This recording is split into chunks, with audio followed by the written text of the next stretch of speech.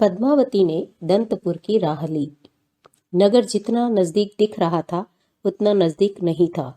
काफी दूर निकला, पर पद्मावती को कोई विशेष कठिनाई नहीं हुई। वह सकुशल नगर में पहुंच गई। परंतु नगर में कहाँ जाऊं? किसके पास जाऊं? किसके सामने अपनी परिस्थिति का दुखड़ा रोऊं? कहीं संयोग मांगने के चक्कर में गलत हाथों में पड़ गई तो? इस प्रकार के विचारों से उसका मस्तिष्क का एक एक तार झंझना उठा। कुछ क्षण इसी झंझनाहट में कटे, तभी सहसा उसके दिमाग में एक विचार बिजली की तरह कौंधा। अभी मेरे अशुभ कर्मों का उदय है। ऐसे में कोई भी मेरा सहयोगी नहीं हो सकता।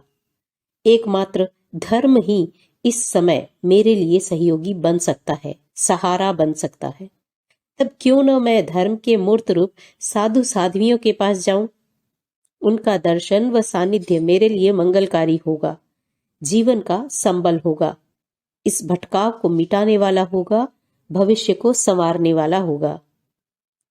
इस विचार के साथ उसने वहां निर्ग्रंथ साधु साध्वियों के बारे में पूछताछ की। शुभ संयोग से निर्ग्रंथ साध्वियां नगर में प्रवास कर रही थी। सही सही पता मालूम कर वह उनके उपाश्रय में पहुंची। चरित्र आत्माओं को वंदन नमन कर उसका रोम रोम पुलक उठा। साध्वियों ने नई श्राविका का परिचय पूछा। पद्मावती ने अपना यथार्थ परिचय देते हुए यहां तक पहुंचने का सारा घटनाक्रम सुना दिया। प्रवर्तिनी साध्वी श्री ने अवसर देखकर उसे धर्म का उपदेश दिया। संसार की असारता, जीवन की क्षणभंगुरता, पारिवारिक संबंधों की अवास्तविकता, मानव जीवन की दुर्लभता और भोगों के दुष्परिणामों से परिचित कराते हुए संयम जीवन जीने की प्रेरणा दी। उपदेश अत्यंत मार्मिक था।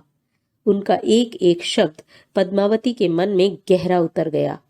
बीज बन अंकुरित हो गया। देखते देखते उस कोपल से एक बड़ा वृक्ष बन गया। पद्मावती अविलंब संयम पथ पर चढ़ने के लिए उत्कंठित हो गई। उसने प्रवर्तनी साध्वी श्री से दीक्षा प्रदान करने की प्रार्थना की। प्रवर्तनी साध्वी श्री ने उसे दीक्षा पूर्व की आवश्यक जानकारी मांगी। पद्मावती ने पूछी गई सारी बातों को यथार्थ जानकारी दे दी। इस क्रम में गर्भ का प्रश्न भी आया। इस बार पद्मावती के मन में विचार आया, वह इस संदर्भ में भी उन्हें वास्तविकता का परिचय दे दे। पर तभी उसके अंदर बैठी कोई दूसरी पद्मावती बोल उठी, यदि यथार्थ बता दिया तो दीक्षा नहीं होगी। और उसका यह तर्क पहली पद्मावती पर प्रभावी हो गया। उसने गर्भ स्थिति की बात गुप्त रख ली। प्रवर्तिनी साध्वी श्री ने योग्य समझकर उसे दीक्षा प्रदान कर दी। दीक्षा के कुछ दिनों पश्चात वह साध्वियों के साथ चंपा आ गई। पद्मावती ने भले ही प्रवर्तनी साध्वी श्री से अपने गर्भ की बात छुपा ली, पर प्रकृति के नियमों को बदलने की शक्ति उसमें कहाँ थी। 1 महीने पश्चात ही उसके शरीर के लक्षणों में बदलाव आना शुरू हुआ। इस स्थिति में प्रवर्तिनी साध्वी श्री का संशंकित होना स्वाभाविक था।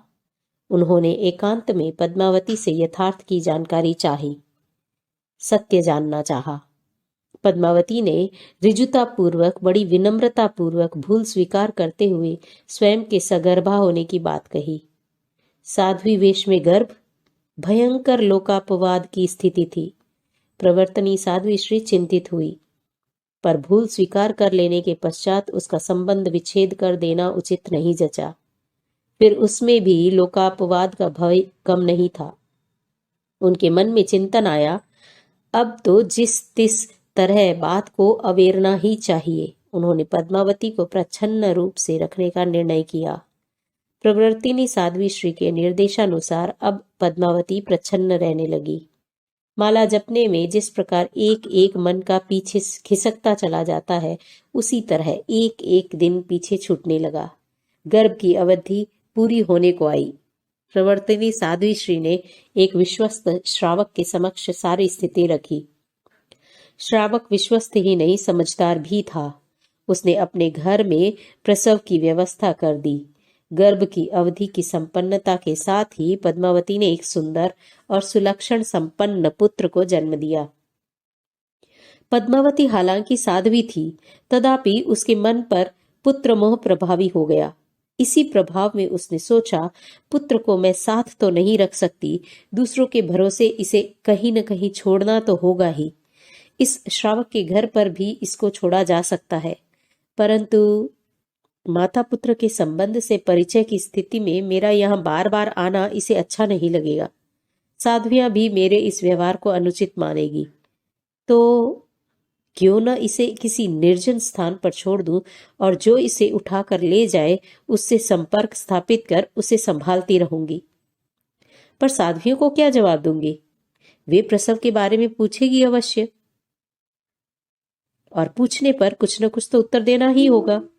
तो उनको कह दूंगी कि बच्चा मृत पैदा हुआ था, अतः फेंक आई। और इस चिंतन के साथ उसने पुत्र को रत्न कंबल से लपेटा और शमशान पहुंच गई।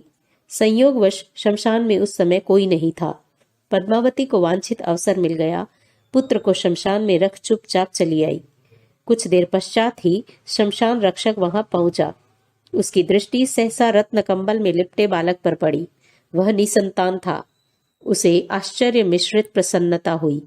देवी वरदान समझ उसने शिशु को उठाया और उन्हीं पैरों घर की ओर चल पड़ा।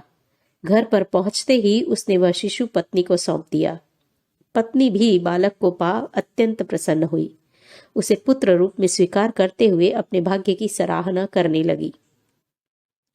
पद्मावती शिशु को शमशान में छोड़ बाहर एक वृक्ष की ओट में खड़ी हो गई थी।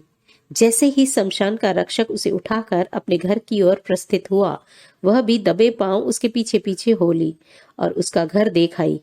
धीरे धीरे उसने शमशान रक्षक की पत्नी से संपर्क बनाया। कुछ ही दिनों में परिचय गहरा हो गया। अब वह जब तब उसके घर पहुंच जाती और पुत्र को संभाल आती। कुछ दिनों पश्चात पद्मावती प्रवर्तनी के साथ विहार कर अन्यत्र चली गई। इधर चंडाल दंपति के संरक्षण में पद्मावती का पुत्र बड़ा होने लगा। शमशान में फेंके जाने के कारण माता पिता ने उसका नाम अवकरणिक रखा, पर गर्भदोष के कारण बचपन में उसके शरीर में सूखी खुजली हो गई। वह शरीर को बहुत खुजलाता था, अतः उसका नाम करकंडू पड़ गया। यही करकंडू धीरे धीरे बड़ा हुआ और शमशान के रक्षक के रूप में कार्य करने लगा। भाग्य ने पलटा खाया और कंचनपुर का राजा बन गया।